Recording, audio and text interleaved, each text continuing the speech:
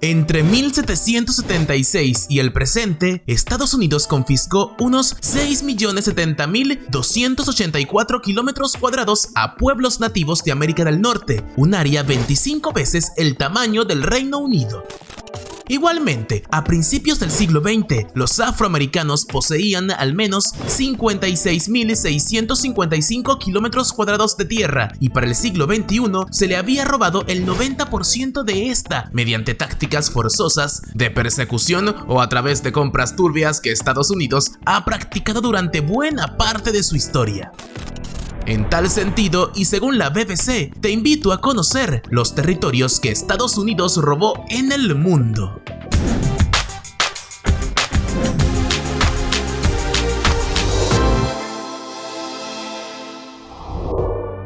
A principios del siglo XIX, Estados Unidos firmó un acuerdo con enormes ramificaciones.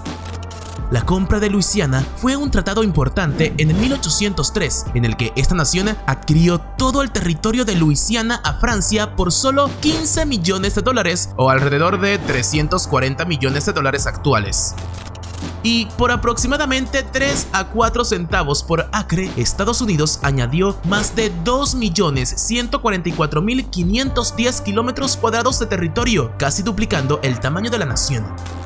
Si bien la compra es ampliamente celebrada en la actualidad, enfrentó una importante reacción de los federalistas sobre su constitucionalidad, pero finalmente el Congreso ratificó el Tratado de 1803 y a su vez cambió por completo la trayectoria de la nación. Desde cualquier punto de vista, fue una de las transacciones de tierras más colosales de la historia, que involucró un área más grande que lo que hoy son Francia, España, Portugal, Italia, Alemania, Holanda, Suiza y las Islas Británicas juntas. Y rica en oro, plata y otros minerales, así como en enormes bosques y tierras infinitas para el pastoreo y la agricultura, la nueva adquisición haría de Estados Unidos inmensamente rico.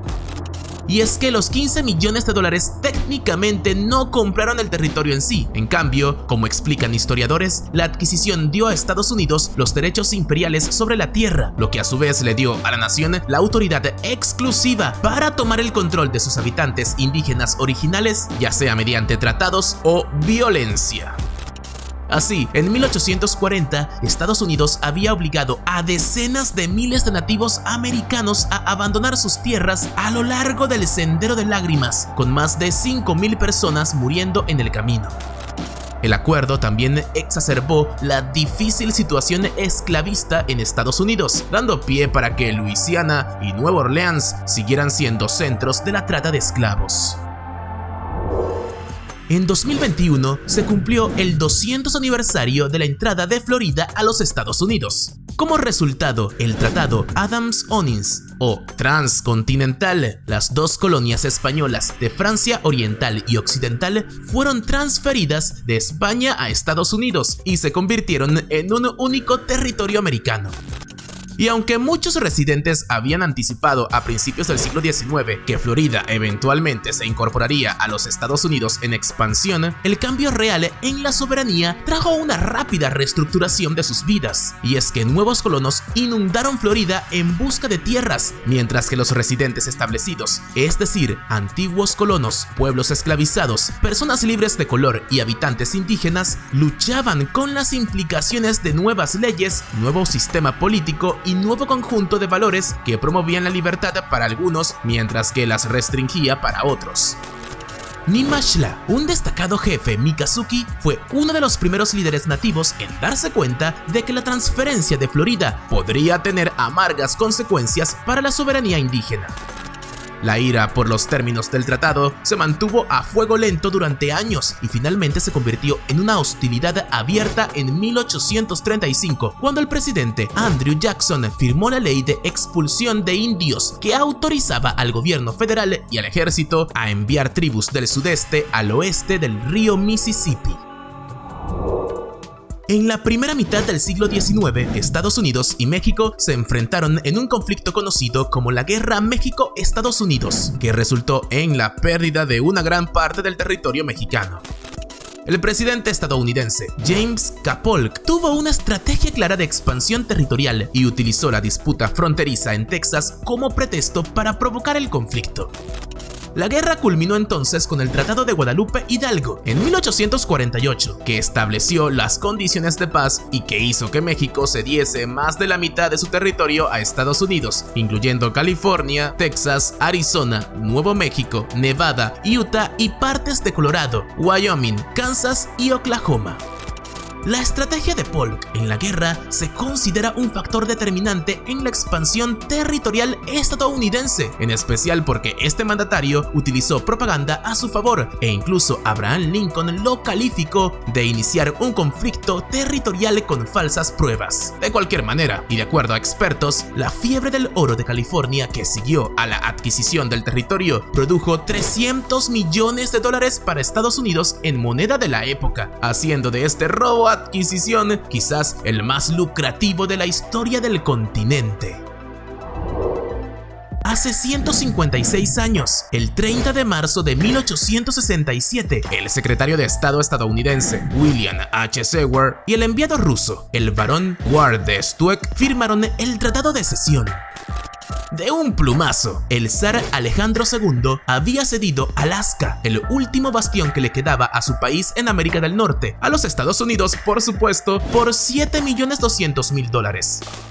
Esa suma, que asciende hoy a $113 millones actuales, puso fin a la odisea de 125 años de Rusia en Alaska y su expansión a través del traicionero Mar de Bering.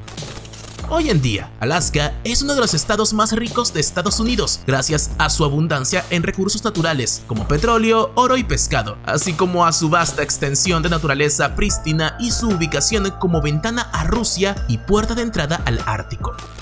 Entonces, ¿qué impulsó a Rusia a retirarse de su cabeza de playa estadounidense y cómo llegó a poseerlo en primer lugar?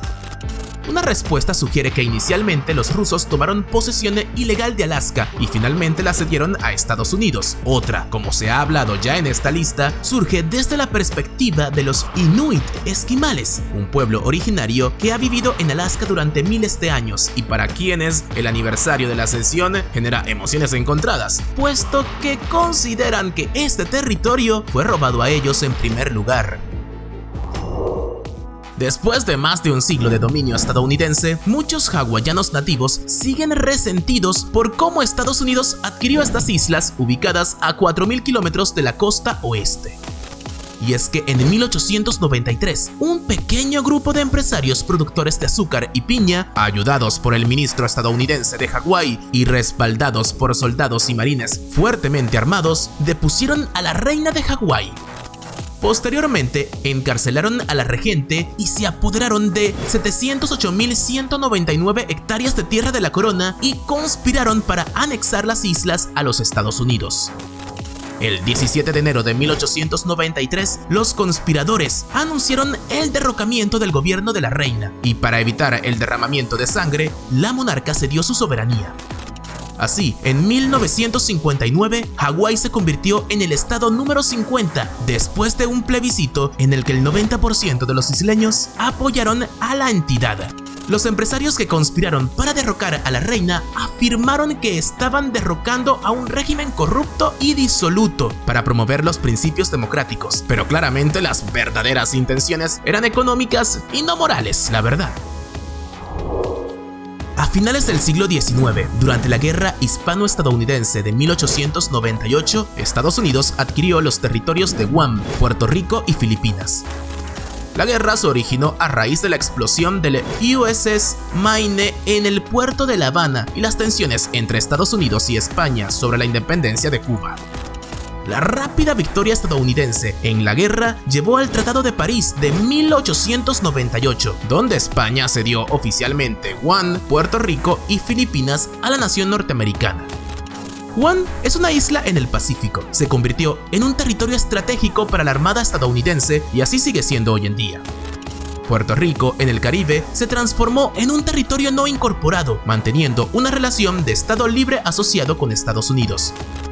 Por su lado, Filipinas tuvo un destino diferente. En 1934, por decisión de Franklin Roosevelt, este territorio pasó de colonia a dominio y se eligió una asamblea nacional y un presidente.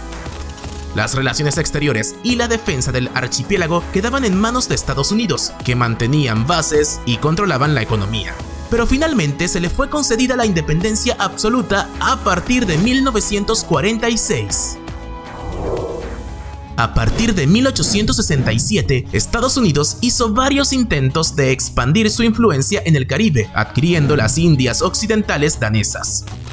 Sin embargo, debido a una serie de dificultades políticas para concluir y ratificar un tratado que regulase este intercambio, este conjunto de islas no pasó a formar parte de Estados Unidos hasta su transferencia formal desde Dinamarca en 1917. Las Indias Occidentales danesas fueron controladas por varias potencias europeas antes de quedar bajo control danés a fines del siglo XVII. Las Indias Occidentales de Dinamarca se ampliaron aún más con la compra en 1733 de la isla Santa Cruz a Francia, destacando una revuelta en 1848 que condujo a la abolición de la esclavitud en la colonia. Sin embargo, después de la década de 1830, las islas entraron en un periodo de declive económico y el gobierno danés descubrió que se estaban volviendo cada vez más costosas de administrar. Las islas permanecieron bajo dominio de Dinamarca hasta que Estados Unidos las compró por 25 millones en oro, en un esfuerzo por mejorar el posicionamiento militar durante los tiempos críticos de la Primera Guerra Mundial. Y si bien las condiciones mejoraron, los cambios se produjeron lentamente y las frustraciones aumentaron, con los residentes sintiéndose engañados cuando no se les concedió la ciudadanía estadounidense inmediatamente después de la transferencia. Y así finalizamos este video. Ahora te toca a ti dejar tu comentario acá abajo. ¿Qué opinas sobre este tema? Y ayudarnos dándole me gusta y compartiendo el video. Recuerda nuestras redes sociales @benditoextranjero en Facebook e Instagram. Y por supuesto sigue con otro de nuestros videos.